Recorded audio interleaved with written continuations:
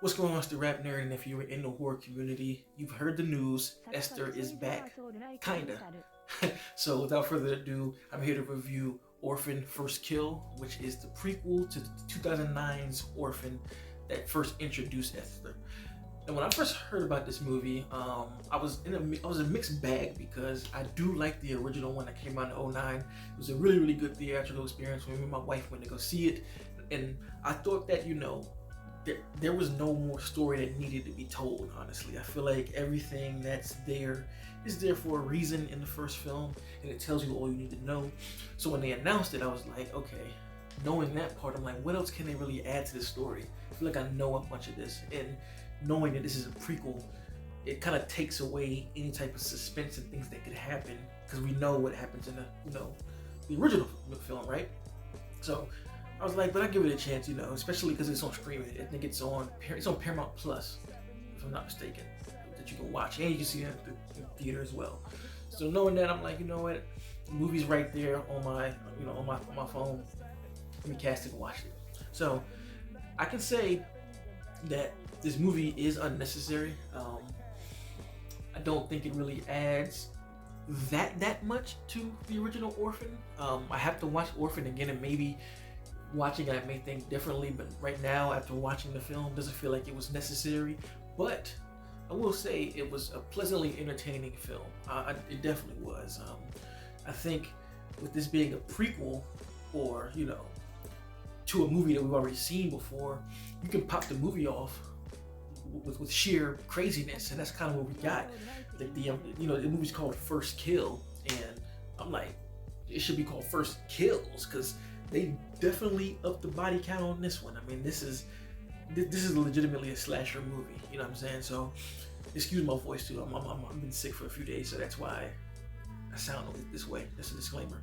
But yeah, they upped the body count, and Esther, you get to know more about her, and to me it just adds more into how she was able to be such a consman with this movie, because this film goes places that I didn't expect it to happen. I'll say that. So I'm not sure what the teaser or the trailer showed, because honestly I didn't even watch the teaser. I just was like, it's Esther. I like the first one, so I'll see what they're talking about.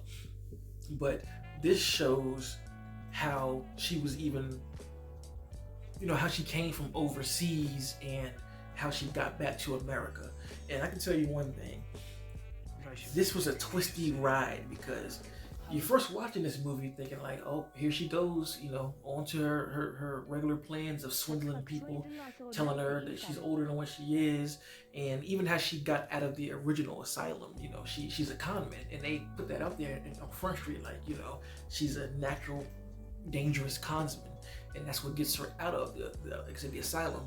But once she comes to America, right, and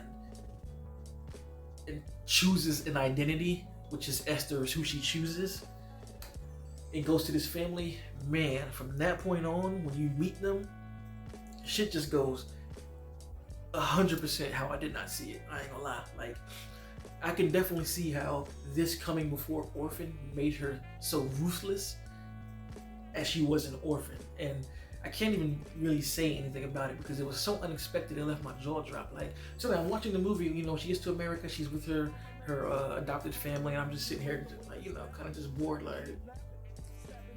And then something happens that turns the movie on its head about everything that we thought we knew and we thought was gonna happen, and it just becomes a cat and mouse game. And that's all I'm gonna say, because I don't want to spoil it, because I don't know if anyone can see this coming in. Again, it could have been in the trailer and the teaser. I don't know. I didn't watch it, but I know I was caught off guard. Very surprising. Some of these characters, like, you just hate everybody in this movie. Like, like, that's all I'm gonna say. You literally don't like anyone, and it just keeps pounding and pounding and pounding. And at one point, I was kind of rooting for Esther, which is crazy. There's just some points where I'm like, oh, assholes. Like, that's literally what I was saying in my head. Like, I don't even care. Like, get the killing. One thing that I do find weird in this movie is the filter that they put on the movie. Like, they put like a soft, light type filter or color grading on it to kind of, I guess, make it feel really dreamy and hazy. but I found it distracting in a few places. With that hazy tint, more so places than others, it kind of, like I said, it kind of took me out of the story, just kind of like, why do they do this? All the performances are pretty good. Nobody was super great, nobody was terrible either. I think everybody came to play and did their job accordingly. And again, it's a good time if you just want to watch a nice slasher that takes place in the cold weather. Like, this is 100% winter, fall vibes. I think it's a good way to get you in the season. And it's, like I said, it's on Paramount Plus now. If you have it, watch it. And if you don't want to leave your house, I do think it's entertaining. Don't think it's necessary. Not great, not bad, but I enjoy myself with it. So if you saw Orphan First Kill, let me know what you think in the comments. Do you prefer this one over the first one, or vice versa? Let me know. And if you like this kind of content, be sure to like and subscribe. And until next time, peace.